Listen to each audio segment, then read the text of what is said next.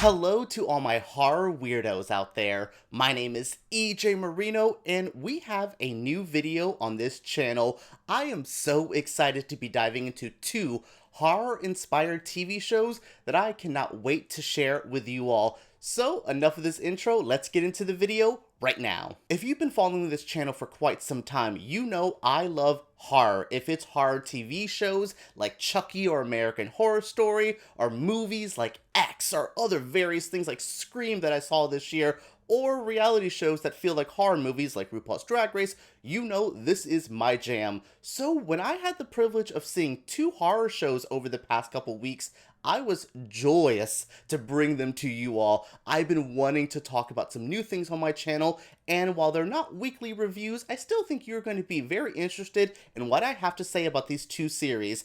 I hope you trust my opinion. Again, I love horror. This is my jam, and I found two shows that I cannot wait to share with you all. I did find three. One of them was Archive 81 that you all suggested in my video or my little post about this. I liked it. It's not getting another season from Netflix, so I don't want to spend too much time or energy on it. It's fine. One season on Netflix. Go check it out. But we have enough to talk about in this video. Alright, let's start off with my favorite one of these two. Let's get into Yellowjackets. For this section and the next one, I will be diving into the plot, my favorite characters, how horror does it get, and any ideas for season 2. With Yellowjackets, there is a lot to get into. This is one I highly recommend you watch for yourself. Me trying to sum this up, I can't even get in to what all you need to. I'm going to try to keep this vaguely spoiler-free as much as I can. Again, I've seen both series. I don't know what's a spoiler and what's not now. You know how it gets when you are like deep into a TV show. So, Yellowjackets, the plot revolves around the direct aftermath and the long-term effects of a plane crash that happens to have a group of teenage girls in it. There's a couple dudes in there as well. So, yes, the team, the Yellowjackets, is going to soccer nationals, but their plane crashes in the wilderness, and we learn that they're there for 19 months. But the second half of this story is some of the girls dealing with this 25 years later. There is a lot of baggage for them to deal with. There's a lot that happened in the woods, and maybe someone's trying to, I know what you did last summer, them like, hey, I know what y'all did in the woods. It was some shady shit. I'm going to call you out on it now. And that's basically the plot of Yellowjackets. We are splitting up our timeline between the 1997, I believe, story with all the girls stuck in the woods, and then we have the adult story with them trying to figure out who's trying to blackmail them of the secrets, and is there more going on? Is there a secret evil cult? Who knows? You'll find out when you check it out. Yeah, Yellowjackets has a really good structure. I really like this kind of back and forth between jumping from timelines. It doesn't really make it confusing. It definitely makes you, though, pay attention, because sometimes they'll show you something briefly in a flashback, and that will pay forward in the present day story. So make sure you're really focusing on this show. It's a good, quick 10 episodes. It's on Showtime. I highly recommend it. It's very weird, though. Like, you think, okay, girls stuck in the woods, how long? Okay, what they gonna do? And it just gets crazier. And you think all the craziness is just going to be in the girl stuck in the woods section. No, when we get present day stuff, it gets just as wonky and weird. I will say, though, personally, I was a bit more invested in the teen section of this than the adult section. Things like Shauna's, like, affair, and we'll get into that. You know, things like that with Thaisa and all that. I was okay on some of the adult stuff, but the adult stuff does have Juliette Lewis and Christina Ricci. Two of my favorite 90s bad bitches are here eating it up, and then they decided to pair them together for most of the season. Oh my goodness, I felt like the horror gay gods was just giving me this. Like when Chucky came out and I was just like, holy shit, this is so perfect for me. That's how I felt about Yellowjackets. It's just right up my alley. I do love some very, very interesting characters. So in the past section, I really connect with, I don't know, Juliette Lewis's character is just so interesting. Nat's younger self, the actress playing her, is really good. The trouble that she feels here, and you can also see she's a bit of the outlier of the group, so when things start getting a bit wonky, I don't think she's going to be involved in all of that. We only see a first couple months. I will say that's my only spoiler I'll give you. we don't see the girl's full 19 months in the first season, which I thought was a surprise, and I thought that really worked, and I was a little bit worried, so I want to give you guys that little bit of a spoiler, that little bit of a hint, that we do not wrap things up perfectly at the end of season 1. Actually, it ends with a massive cliffhanger, so be prepared. Oh, let's go back to my favorite characters. So, I did say young Nat in the 90s section was one of my favorites, but in the adult section, in the more grown-up present-day story, Christina Ricci as Misty. Misty is banana cuckoo pants crazy. I cannot tell you a character this wackadoo in quite some time. Like, she's also a good friend. She's one of the most confused characters I've seen in quite some time. Christina Ricci just plays this role so well. Misty's weird. She's like working at a nursing home, and the way she treats the people she works with is crazy. When she's trying to defend her friends, she's crazy, like snapping coke out of people's hands to go do it. Oh my god.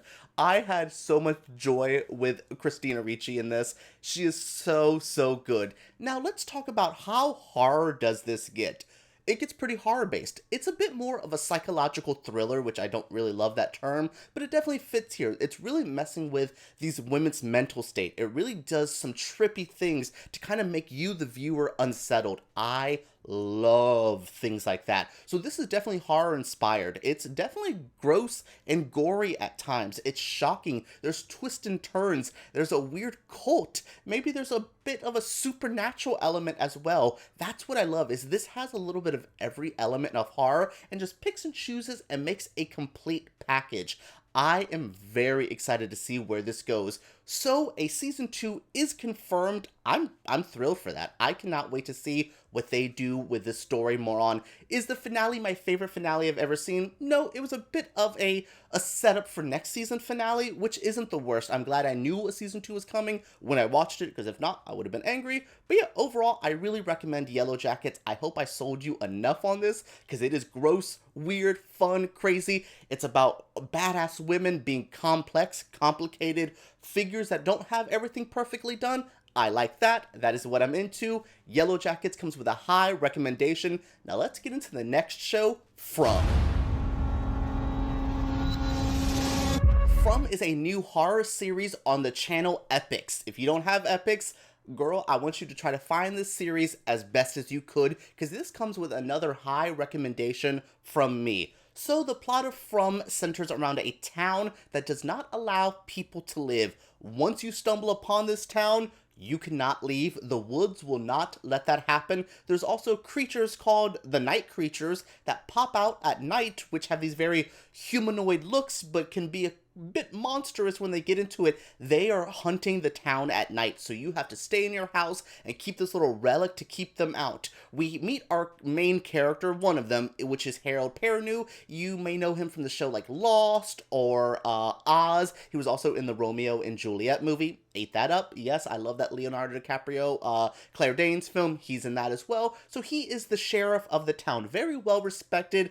But his job's not hard. He has to keep a town safe that no one can leave, and there's evil creatures at night that eat people up. Yeah, his job's not easy, and he's not the nicest person, but I still love him. Our main focus, though, is a family who stumbles upon this town. They miss their turn, set their little RV there, and my favorite thing in the premiere is when they're like, so, how do we get out of town? And he's just like, I don't know what to tell them. Just go straight. You'll see. I love that little, you'll see. It's just so good. That first episode, I will say, this was a hell of a premiere. I like the first 3 episodes especially, and they get good. I like the whole season, but that first episode was how you kick off a series. I was so hooked. It lets you know the horror. It lets you know the town. You start getting to know the characters very quickly. I love all of that. I was really invested into the story, and then they start trying to venture out, trying to figure out what the hell they can do. There's also a character who thinks that they're stuck in an escape room, which I guess I would be like, this is too weird. This has to be an elaborate escape room. And I'm like, yo, in 2021, you still thinking we doing escape rooms? Honey. Anyways, yeah, I really like the premise of the show. This was a bit more directly horror compared to things like Yellowjackets or even Chucky, I would say. Chucky has that slasher comedy vibe. This is straight up terror, gore, heartbreaking moments. I mean, the first episode has disgusting gore. The second episode also kind of keeps it up. There's a lot of good scares and tension throughout. There's also a really creepy night creature. I think he's like a ginger dude. The night creatures are creepy no matter what, but there was one that really stood out to me, and I was not a fan of him. Creepy, creepy, creepy. So you kind of getting to see that this is a way more horror-infused show, which makes it a bit more compelling to watch. If you're looking for more straight-up scares and a bit of a mystery, I would say go for From. If you like more of a mystery with some horror in the background, go for Yellowjackets. I also really think Harold Perrineau needs more lead roles. Oh my goodness, he slays it as the sheriff. I really feel for him in every moment. Every time he has to deal with another monster thing, when he has to hang out with a teen girl and go into the woods with her, and I'm like, oh my god, how do you deal with this? How have you not offed yourself? I would have already by now.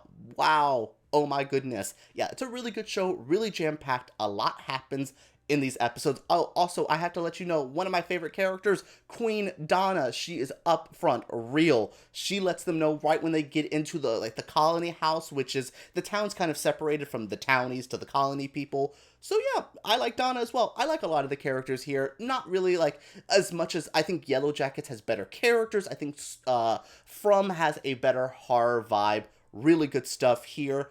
Now, a season 2, I believe, is on the way, and this is a show that you could do this for quite some time. You can kind of, I don't know, Walking Dead's been on for 84 years. Do From for at least 3. Give me a bit more of the story. I don't think I want to watch this for like a 10, 11 season arc, but a quick little 3 or 4 seasons of this, I would have a lot of fun. This one comes with a recommendation, a bit harder to find for some people, but when you do, make sure you check out From. Alright everyone, I'm so happy to be bringing you guys some horror recommendations. I will be getting back into the flow of weekly videos. I will be finding something to review weekly. I do miss that. We also have a all-star season of Drag Race coming up in May, which I will be reviewing. I think it's May 20th.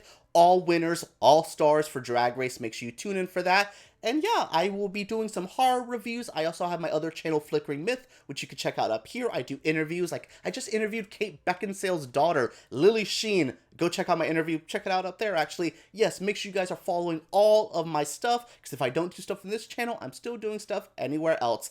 Alright guys, thank you for checking out my feelings on Yellowjackets and From, 2 series I highly recommend, and I hope you guys do as well.